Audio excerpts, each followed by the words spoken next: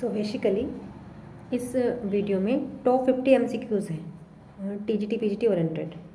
तो ये for quick revision के लिए बनाई है, थोड़ा फास्ट चलेंगे हम इस वीडियो में। So without wasting time let's start. Our first question is surprised by joy a sonnet by Wordsworth came in. Surprise by joy Wordsworth का सोनेट है, कौन से ईयर में आया है हमें ये बताना है।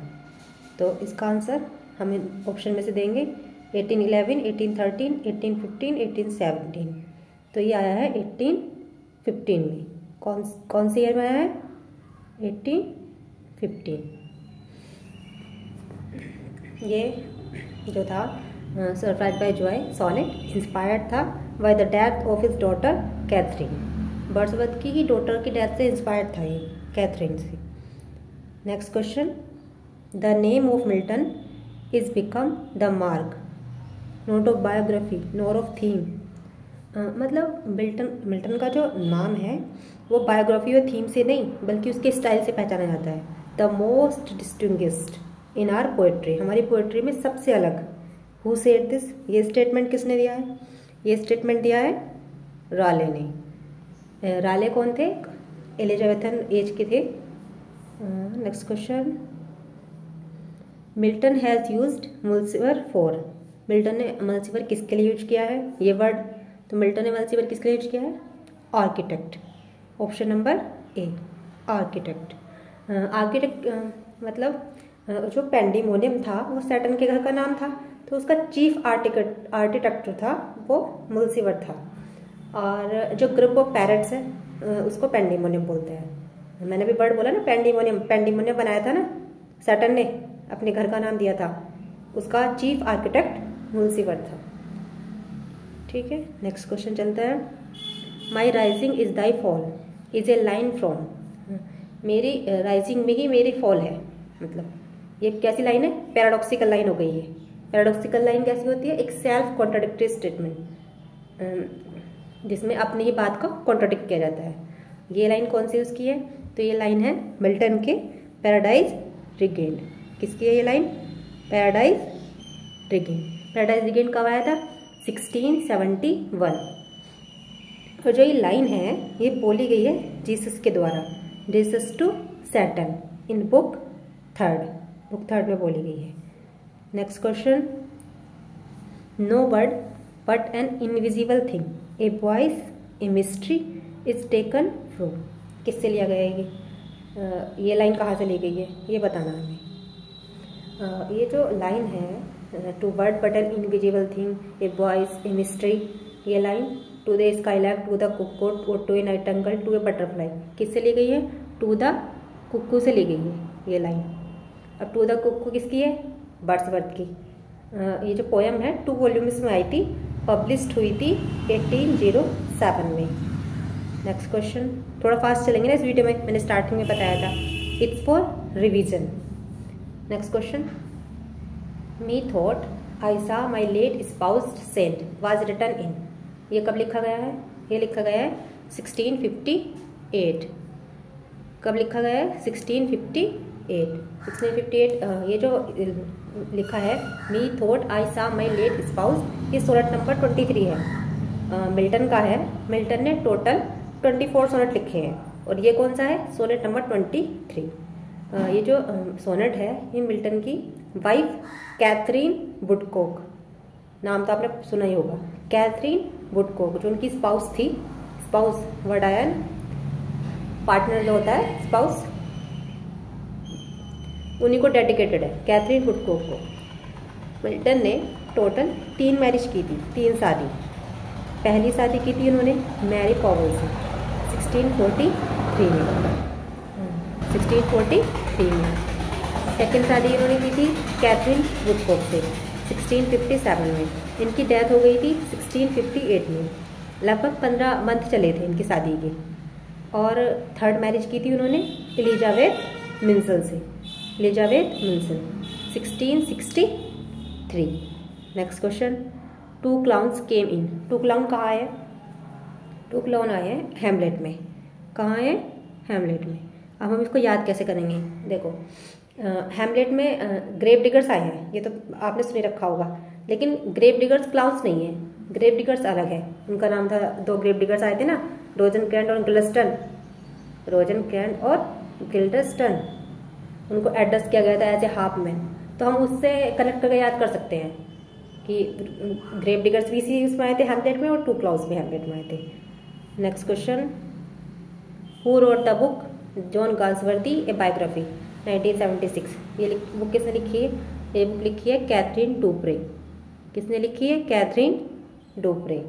नेक्स्ट क्वेश्चन, थोड़ा फास्ट चल रहे हैं। BR7 इज ए, BR7 क्या है? एक वैलिड है। BR7 is a valid. अच्छा ये बताओ BR7 किसका है? किसने लिखा था? वर्ड्सवर्थ ने लिखा था। पब्लिश हुआ था ये लिरिकल बैलेड्स में।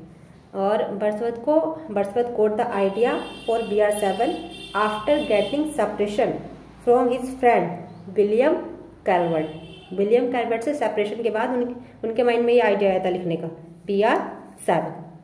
Next question, by which year is it thought that William Shakespeare play were being regularly performed in London. कौन सी ईयर से माना जाता है कि विलियम शेक्सपियर के प्ले रेगुलरली परफॉर्म हुए हैं लंदन में? 1592। कौन सी ईयर से? 1592। Next question, what seems just to one man sir is injustice to another. What seems, जो प्रतीत होता है, जस्ट टू वन मैन, जो एक व्यक्ति के लिए जस्ट मतलब न्याय लगता है, sir is injustice to another, वो दूसरे के लिए क्या हो सकता है? वो अन्याय लगता है। हु इज द स्पीकर, ये लाइन किसने बोली है? ये लाइन बोली है एडगर ने। एडगर ने कहाँ पे बोली है? स्ट्राइक में। स्ट्राइक का मतलब क्या है? हड़ताल। कब आई थी ये स्ट्राइक? 1909। इसकी जो थीम है वो क्या थी? Struggle between capital and labourer. और जो ये इसमें स्ट्राइक हुई थी फर्स्ट टाइम, जब स्ट्राइक दिखाई थी, वो दिखाई थी 7 फरवरी को। एक उसका नाम था मील का, मील के उसके सीन है, मील के वर्कर, उसके साथ वर्कर्स की और मालिक की त्रिनार्था 3 प्लेस वर्क, ये उस मील का नाम था। ये वाला क्वेश्चन भी ऑलरेडी आ चुका है, त्रिनार्था 3 place works. Okay, next question, the line it bless him that gives and him that takes occurs in the play. ये किस प्ले में आई है लाइन? उसे ब्लेस करो जो देता है, जो उसे ब्लेस करते हैं जो देता है, और जो लेता है। मतलब ये लाइन जो है मर्चेंट ऑफ वेनिस की है, और ये बोली किसने है? ये पोर्शे ने बोली है। पोर्शे ने कब बोली है? ये जो पोर्शे की स्पीच दी थी ना लास्ट में, जब कोर्ट वाला सीन था, trial scene, quality of mercy, जब वो एंटोनियो से बोलती है, एक्ट 4 सीन 1 की बात है, पोर्शिया खुद को डिस्गाइज करे रहती है एज ए लॉयर, और वो साइलोक से बैक करती है, बैक मतलब अनुरोध करती है कि वो मर्सी दिखा दे। किस पे? एंटोनियो पे। किससे बैक करती है वो? साइलोक से। उससे कहती है कि वो एंटोनियो पे क्या दिखा दे? मर्सी दिखा दे और उसको माफ कर दे। तो भगवान उसको ब्लेस करता है ना, जो देता है, इसी से रिलेटेड है ये। Next question, choose the correct word a funeral procession comprising a number of mourners. एक ऐसा फ्यूनरल प्रोसीजन जो होता है दाह संस्कार वाला, तो उसको क्या बोलते हैं? उसको बोलते हैं cortege. Next question, the third edition of lyrical ballads in which an appendix on poetic diction was added came in. ये बहुत इंपॉर्टेंट क्वेश्चन है, मतलब काफ़ी इंपॉर्टेंट क्वेश्चन है ये। लिरिकल बैलेड्स का जो थर्ड एडिशन है, उसमें अपेंडिक्स जोड़ा था पोएटिक डिक्शन में, वो मतलब कौन सी ईयर में आया था? तो पहले तो हमें यही पता होना चाहिए कि थर्ड एडिशन कब आया था। थर्ड एडिशन आया था 1802 में। ठीक है, अब हम इससे थोड़ा सा बैक की बात करते हैं। बैक की बात क्या करते हैं कि जो इसका, हम स्टार्टिंग से बात करते हैं। जो इसका फर्स्ट एडिशन आया था वो आया था 1798 में।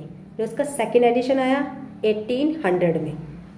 ध्यान से सुनते रहना, 1798 में पहला, 1800 में सेकेंड, और 1802 में थर्ड एडिशन, जिसकी हम क्वेश्चन में बात कर रहे हैं।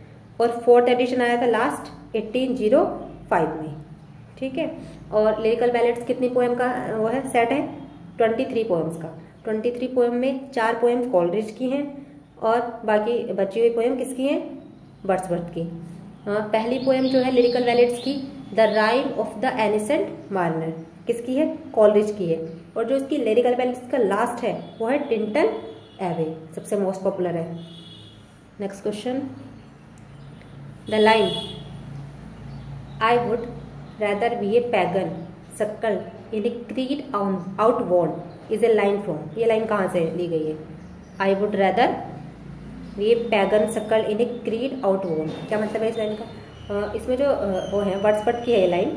वर्ड्सवर्थ ये कहना चाहते हैं कि मैं एक ऐसे धर्म में जो जीर्ण शीर्ण हो चुका है, ऐसे सिकड़ हुए होने से अच्छा है कि मैं एक पैगन बन जाऊँ। उन्होंने पैगन बनना पसंद किया है, तो इस लाइन में ये कहना चाह रहे हैं। और ये लाइन कौन सी उसकी है?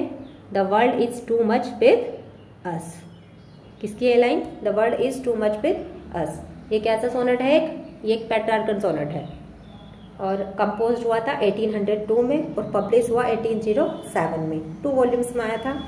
और ये जो वो था सोनेट था, ये कंपोज किया गया था on the death of his close friend Edgar की डेथ पे कंपोज किया गया था। और इसमें 2 ग्रीक गॉड का मेंशन है, हम इसे याद रख सकते हैं। पीगन तो है ही, वो ग्रीक गॉड नहीं है।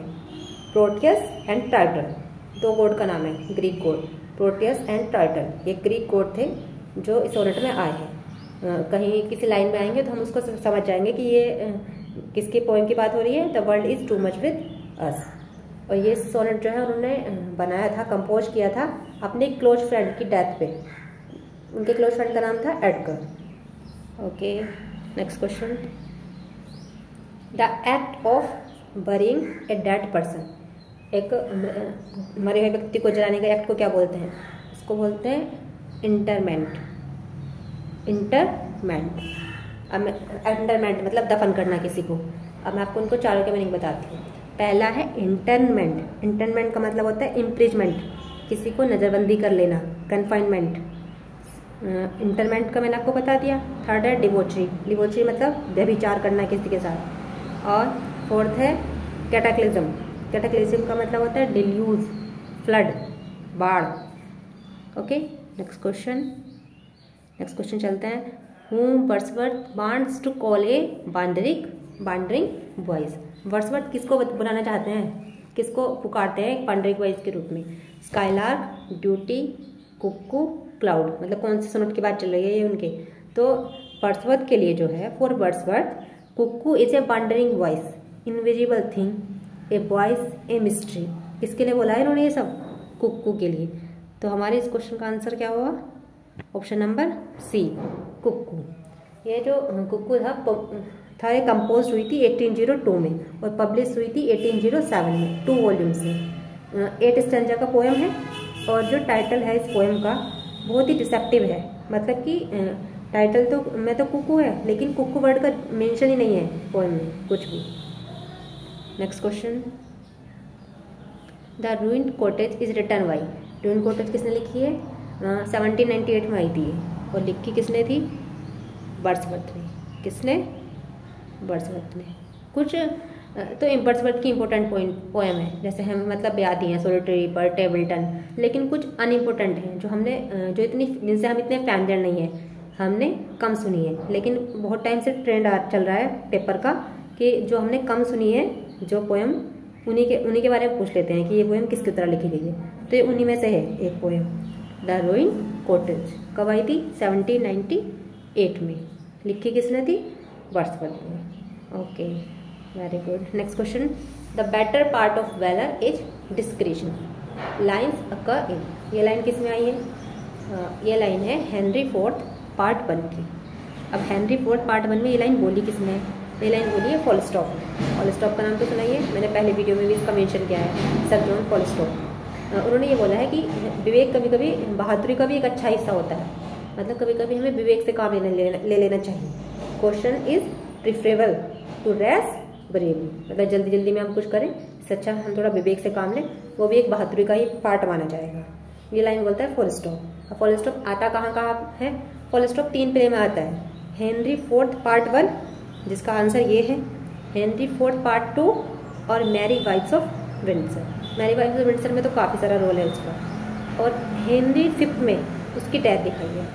आता वो 3 ही प्ले में है, Henry fourth part 1, Henry fourth part 2 और मैरी वाइफ्स ऑफ विंडसर, लेकिन हेनरी 5 में उसका डेथ का मेंशन किया हुआ है। बस आपको इतना याद रखना है इस क्वेश्चन के बारे में। Next question, is silent doing by Galsworthy belongs to, ये उनकी कौन सी, अब ये बहुत बड़ा पार्ट है, एक साथ बनाऊंगी किसी दिन को कि गाल्सवर्दी की कौन सी ट्रायोलॉजी में कौन कौन से मेंशन है। अभी से हम क्यों चल रहे हैं तो मैं इसको डायरेक्ट बता रही हूँ। साइलेंट डूइंग जो है गाल्सवर्दी का, वो बिलोंग करता है सेकंड ट्रायोलॉजी से। कौन सी ट्रायोलॉजी से? सेकंड ट्रायोलॉजी से। ओके, नेक्स्ट, ये फोरसाइट सागा का ही एक सिक्वल है। नेक्स्ट चलेंगे, the law of God I read and found it sweet, this line is taken from, ये लाइन कहाँ से ली गई है कि जो भगवान का नियम है मैं उसे पढ़ता हूँ और पाता हूँ कि वो बहुत स्वीट है। ये लाइन ली गई है पैराडाइज रिगेन्ड की बुक फर्स्ट से। पैराडाइज रिगेन्ड कब आया था? इसका मैंने पहले ही बताया था ऊपर भी, 1671 में। कितनी बुक में आया था ये? 4 बुक्स में। कितनी बुक में? 4 बुक्स में। Okay, next question, some natural sorrow, loss और pain that has been and may be again, these lines are taken from, ये लाइन कहाँ से ली गई है? ये लाइन ली गई है सोलिटरी रीपर। कहाँ से ली गई है? Solitary reaper. अच्छा, सोलिटरी रीपर किसका है? ये तो पढ़े रखा है सबने, काफ़ी पॉपुलर है, वर्ड्सवर्थ का है। कब आया था? 1802 में कंपोज हुआ था, पब्लिश हुआ था 1807 में। 12 स्टैंजा है, 8 लाइन का एक है, लिरिकल फॉर्म में है, ब्रेक फॉर्म में है, 2 वॉल्यूम्स में है। नेक्स्ट क्वेश्चन चलते हैं, the border is a verse drama by Wordsworth. Borderers verse drama है वर्ड्सवर्थ का। अब यह हमें बताना है कि पब्लिश कब हुआ था, मतलब बहुत ही important question, very very important. कब आया था ये? 1842 में। अच्छा, 1842 में तो ये पब्लिश हुआ था, ये लिखा गया था बहुत ही अर्लियर टाइम में। अर्लियर टाइम कब? 1797। कब रिटर्न हुआ था ये? 1797। और पब्लिश कब हुआ है? 1842। 5 एक्ट में है। वर्ड्सवर्थ का पहला मेजर वर्क है ये। Only tragedy written during the Henry third. Okay, एक बार और रिपीट कर रही हूँ। Only tragedy written during the Henry third. Henry third के राज्य के समय में पहली ऐसी ट्रेजेडी थी जो लिखी गई थी। Next question,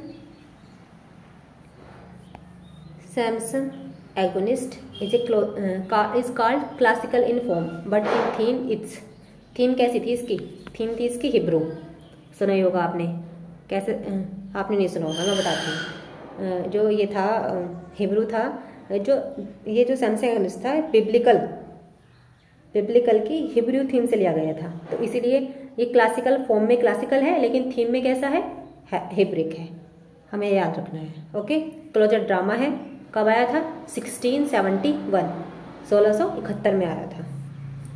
okay, next question, who is the personification of wisdom in the Tempest. Tempest में जो बुद्धिमान के रूप में पर्सोनिफाई किया गया था, किसको किया गया था? प्रोस्पेरो। प्रोस्पेरो कौन था? मिरांडा का फादर। इसको निकाल दिया गया था इसके वहाँ से, इसके भाई ने इसको छल करके निकाल दिया था और वहाँ पे रहने लगा था ये आइलैंड पे। वहाँ पे उसने मैजिक आता था इसको, वहाँ पे इसको पर्सोनिफाई किया है किसके रूप में? विजडम के रूप में, याद रखना है। नेक्स्ट क्वेश्चन चलते हैं, where does the setting of all's well that ends well take place. अब हमें ये बताना है कि जो all's well that ends well किसका प्ले है? शेक्सपियर का प्ले है। हाँ, ये तो पता ही है। तो शेक्सपियर के प्ले की सेटिंग बतानी है, कहाँ पे है, इसमें कौन सा है? तो इसमें है हमारा France and Florence. France and Florence. अब मैं आपको इनका ही बता देती हूँ, नीचे वालों बी का, वेनिस एंड बेलमोंट। वेनिस और बेलमोंट ये किसकी सेटिंग है? ये है merchant of Venice. Merchant of Venice, Venice से याद रख लेना, वेनिस एंड बेलमोंट। थर्ड है बैरोना एंड मंटोआ, ये किससे रिलेटेड है? ये कहाँ की सेटिंग है? ये है रोमियो और जूलियट की, Romeo and Juliet. Option number D Vienna. Vienna कहाँ की सेटिंग है? मेजर फॉर मेजर, शेक्सपियर का ही प्ले है, Measure for Measure. Okay, next question, 5 tales published in 1918 written by, किसके द्वारा लिखी गई थी? 1918 में पब्लिश हुई थी। ये लिखी गई थी गाल्सवर्दी के द्वारा। गाल्सवर्दी के द्वारा एक शॉर्ट मतलब कलेक्शन था शॉर्ट स्टोरी का, इसमें 5 थी टेल्स थी। बताऊँ उनको? ये स्किप कर दूँ? स्किप कर देती हूँ। फास्ट चलना था, बहुत डिस्क्रिप्शन वे में चल रहे हैं फिर भी। Next question, old English a play in 3 act by. Old English जो प्ले है 3 एक्ट का किसके द्वारा लिखा गया है? गाल्सवर्दी के। ऑप्शन नंबर बी, गाल्सवर्दी के द्वारा लिखा गया है। कब आया था? इसका ईयर याद कर लो, 1924, 1924। Okay, next question, the sub title of Henry eighth. Henry eighth का सब टाइटल क्या है? All is true, all is true. अच्छा, ऑल इज ट्रू टाइटल दिया किसने था? ये और याद रखना है, क्योंकि एक क्वेश्चन में ये भी पूछा गया है। Sir Henry Wotton, sir Henry Wotton, WOTTON, उन्होंने ये टाइटल दिया था ऑल इज ट्रू। अच्छा, हेनरी एट्थ के बारे में एक इम्पोर्टेंट पॉइंट, जो ग्लोब थिएटर था उसमें आग लग गई थी during the performance of this play in June 1613। 1613 में जब ये प्ले की परफॉर्मेंस चल रही थी तो ग्लोब थिएटर में आग लग गई थी, इसलिए ये प्ले क्या है? अनफिनिश्ड। कैसा प्ले है ये? Henry eighth unfinished play by Shakespeare. और इसमें इसके साथ हेनरी एट्थ को फ्लेचर ने भी इसमें काम किया है। मतलब हेनरी एट्थ सिर्फ शेक्सपियर ने नहीं लिखा है, इसमें कुछ मेजर पार्ट जो है वो फ्लेचर के द्वारा भी है। ओके, और ये किसकी लाइफ के बेस पे है? हेनरी एट्थ की लाइफ के बेस पे है। Henry eighth of England, England के थे। नेक्स्ट क्वेश्चन चलते हैं, trial scene is a part of which play of John Galsworthy. Trial scene किसका पार्ट है? जॉन गाल्सवर्दी के किस प्ले का पार्ट है? अब हमें ये बताना है। अब बताओ आप, जॉन गाल्सवर्दी के कौन से प्ले का पार्ट है? आप अपने माइंड में सोचो, जस्टिस का, स्ट्राइक का, लॉयल्टीज का या फ्रेटर्निटी का। ट्रायल सीन किस में आया था? ट्रायल सीन आया था जस्टिस में। जस्टिस कब आया था? 1910, 1910 में आया था trial scene. Trial scene Shakespeare के और किस किस पार्ट में? गाल्सवर्दी के तो जस्टिस में हो गया।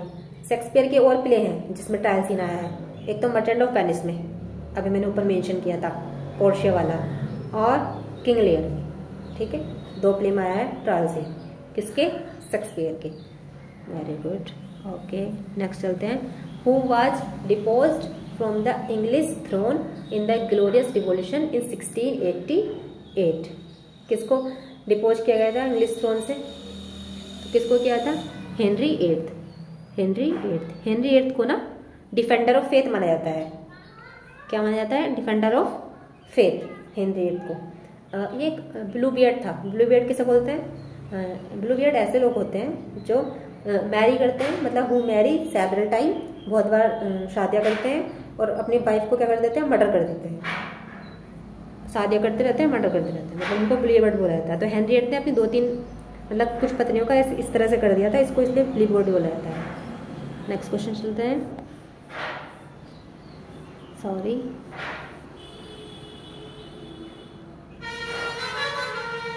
It's a passing thought uttered aloud by an actor in front of other characters on the stage who are not supposed to hear it.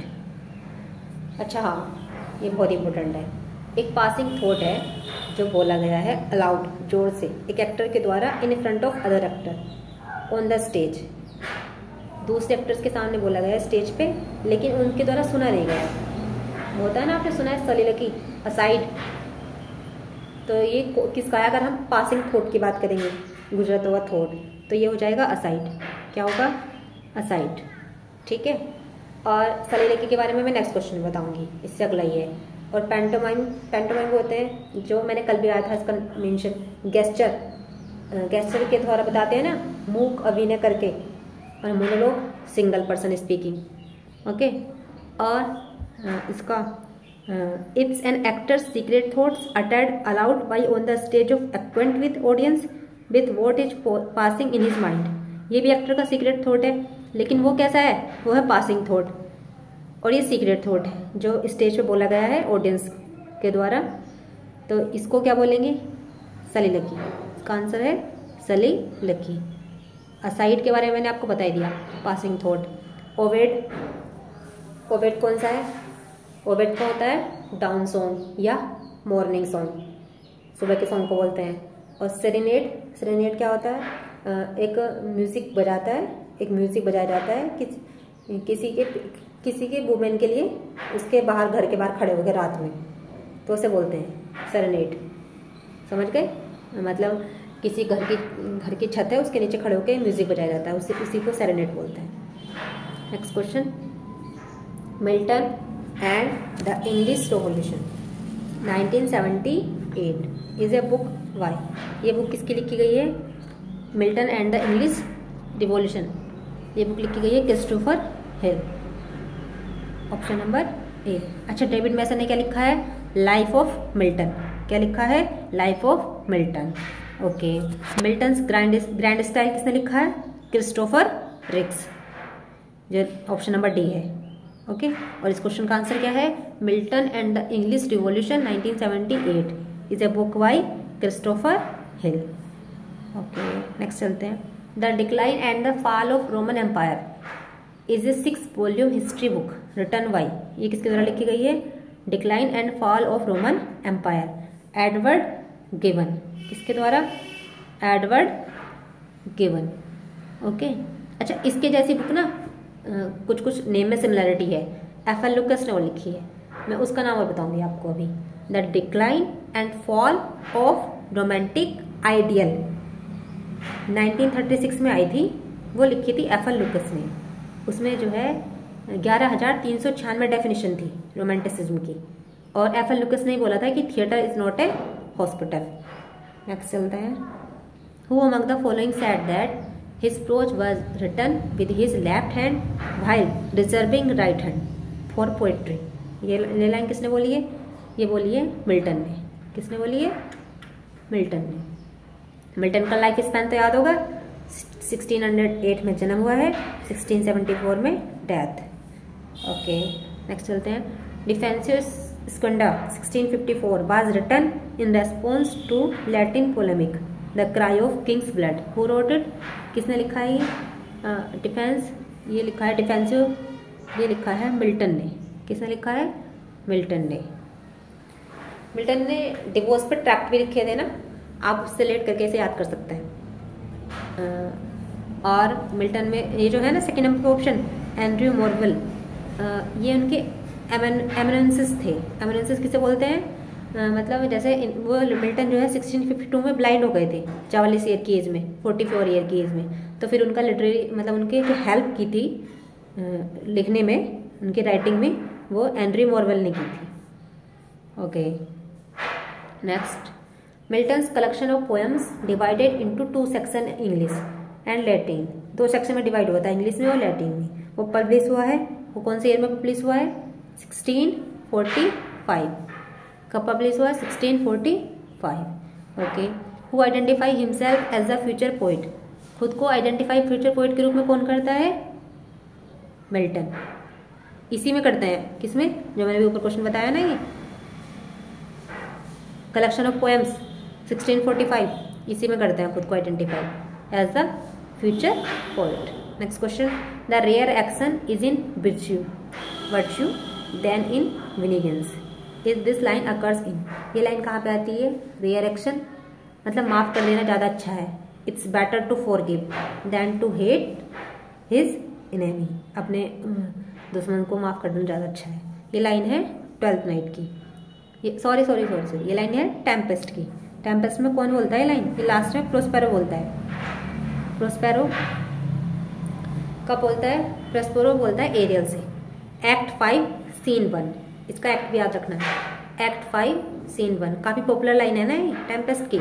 सारे एक साथ बाद में इकट्ठे होते हैं ना, रियूनाइट होते हैं, तो बाद में लास्ट में बोला जाता है the rare action is in virtue than in vengeance. Next question चलते हैं। Fame is no plant that grow on mortal soil. ये लाइन है लिसिडस की। किसकी है? लिसिडस की। अच्छा, लिसिडस कब आया था? 1637 में। अच्छा, इसका जो सेकंड ऑप्शन है कॉमस, ये कब आया था? 1634। सैमसंग एगोनिस्ट थर्ड ऑप्शन, ये कौन से ईयर में आया था? 1671। Tenure of Kings and magistrate, ये कब आया था? 1649।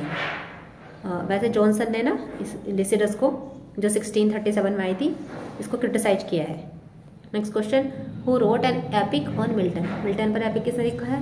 मिल्टन पर एपिक लिखा है विलियम ब्लेक ने। किसने लिखा है? विलियम ब्लेक ने। 1804 में लिखा गया था ये एपिक, और 1810 में, मतलब एक एपिक पोएम है ये, 1804 में लिखी गई थी, 1810 में पब्लिश हुई है 2 वॉल्यूम में। ओके, नेक्स्ट चलते हैं। Nutting poems. Nutting poems written in, Nutting poem कब लिखी गई है? 1800। कब लिखी गई है नटिंग पोएम? 1800। इसको क्या करते हैं? इसको हाईलाइट करते हैं। कब लिखी गई थी? 1800। अच्छा, लिखी किसने थी? वर्ड्सवर्थ ने। ब्लैंक वर्स में है, एक एलेगरी है, और ये वर्ड्सवर्थ के सेकेंड एडिशन में आई थी, सेकेंड एडिशन लिरिकल बैलेट्स के सेकेंड एडिशन में। ओके, नेक्स्ट चलते हैं। नेक्स्ट क्या है? इसको अरेंज कर देती हूँ पहले। हाँ, अब चलते हैं next. Galsworthy was appointed Roman lecturer at Oxford in the year. Galsworthy को अपॉइंट किया गया था रोमन लेक्चरर ऑक्सफोर्ड में। कौन सी ईयर में? हमें ये बताना है। तो कौन से ईयर में अपॉइंट किया गया था? 1931। कौन से ईयर में? 1931। अच्छा, इनके बारे में थोड़ा और बताती हूँ। 1921 में जो है उनको फर्स्ट प्रेसिडेंट बनाया था। एक लंदन वो था सेंटर, PEN, पेन के नाम से, एक वर्ल्ड वाइड ऑर्गेनाइजेशन थी पोएट्स, एसिस्ट एंड नोबलिस्ट की। ओके, एक पॉइंट और बताती हूँ। 1921 में उनको अवार्ड दिया गया था ऑर्डर ऑफ मेरिट। किसका? Order of merit. और उन्हें गाल्सवर्दी को नोबेल प्राइज मिला था लिटरेचर का इन 1932। कौन सी ईयर में? 1932। ओके, नेक्स्ट चलते हैं। Only love makes fruitful the soul, love the above line is taken from. ये लाइन किसकी है? ये लाइन है बियॉन्ड। किसकी? बियॉन्ड। अब बियॉन्ड किसकी है? ये भी याद रखना जरूरी है। बियॉन्ड किसने लिखा था? गाल्सवर्दी ने। आया कब है? 1917। रोमांस, एक रोमांटिक लव पे डिपेंड था। एक अनहैप्पीली मैरिड वुमेन होती है इसमें, जो मैरिड कर लेती है, एक स्वीडिश का वायलिनिस्ट होता है, वायलिन बजाने वाला, उससे शादी कर लेती है। एक अनहैप्पी मैरिड लाइफ का था इसमें डिस्क्राइब। Next question. ये मैं इतनी टेक्नो एक्सपर्ट नहीं हूँ, तो मेरे से इतना अच्छा ये स्मूथली चल नहीं रहा। Okay, next. Name the figure used in the line just for a handful of silver he left अस। हमेशा फिगर ऑफ स्पीच बतानी है। तो इसमें क्या हुई? Just for a handful of silver he left अस। एक मुट्ठी भर उसके लिए वो हमें छोड़ के चला गया। ये लाइन किसकी है? मतलब मेटोनिमी की है। अब मेटोनिमी की क्यों है? मेटोनिमी में क्या होता है? मेटोनिमी में चेंज ऑफ नेम। जैसे नाम किसका चेंज कर दिया? इसमें सिल्वर का नाम चेंज कर दिया। हैंडफुल ऑफ सिल्वर मतलब जैसे किसी थोड़ी सी पावर के लिए कोई लोग अपने रिश्ते से मुंह मोड़ लेते हैं, इस तरह से बोला है ये। और ये किसमें बोला गया है? ये बोला गया है लॉस्ट लीडर में। किसके द्वारा? Robert browning. और किसके लिए बोला है ये? वर्ड्सवर्थ के लिए बोला है। ओके, और सिलेक्टकी में क्या होता है? Whole, part for the whole, whole for the part. जैसे एग्जाम्पल बताऊं, India won the match, India ने मैच जीतना। इंडिया से यहाँ मतलब क्या है? Indian cricket team. तो इसका मतलब part for the whole, whole for the part. किसी होल की चीज़ को पार्ट में दिखा देना, और पार्ट की होल। ओके, और पन क्या होता है? Play on words.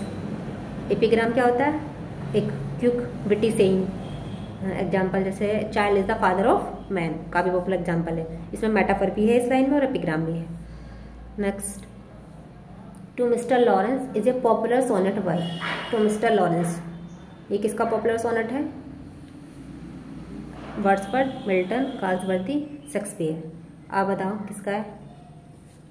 To Mr Lawrence is a popular sonnet bye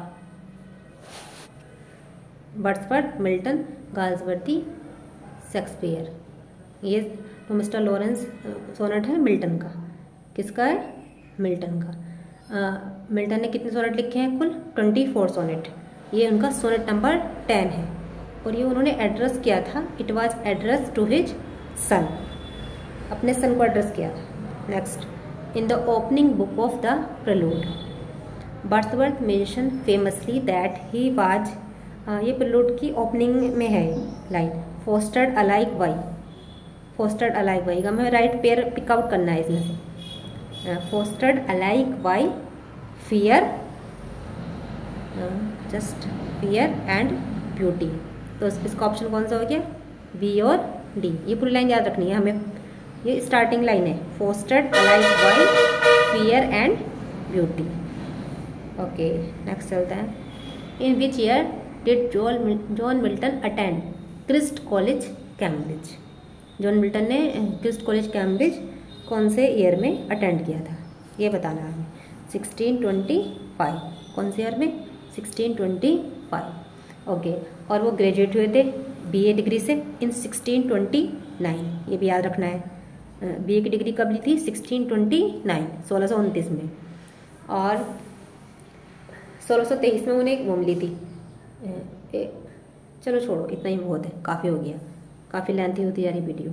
next question, in which of Ben Jonson's work William Shakespeare worked as a cast.